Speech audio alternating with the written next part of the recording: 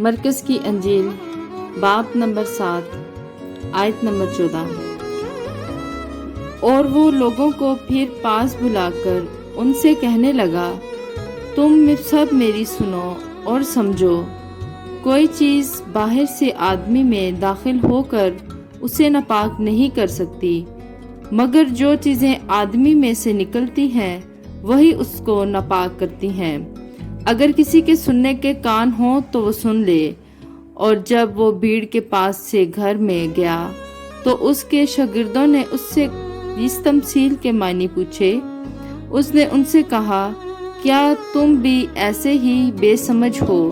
کیا تم نہیں سمجھتے کہ کوئی چیز جو باہر سے آدمی کے اندر جاتی ہے اسے ناپاک نہیں کر سکتی، اس لیے کہ وہ اس کے دل میں نہیں بلکہ پیٹ میں جاتی ہے اور مزبلہ میں نکل جاتی ہے۔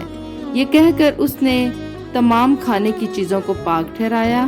پھر اس نے کہا، جو کچھ آدمی میں سے نکلتا ہے وہی اس کو ناپاک کرتا ہے، کیونکہ اندر سے یعنی آدمی کے دل سے برے خیال نکلتے ہیں، حرام کاریاں، چوریاں، خون ریزیاں، زناکاریاں، لالچ، بدکاریاں، مکر، شہوت پرستی، بد نظری، بدگوہی، شیخی، بے وقوفی، یہ سب بری باتیں اندر سے نکل کر آدمی کو ناپاک کرتی ہیں۔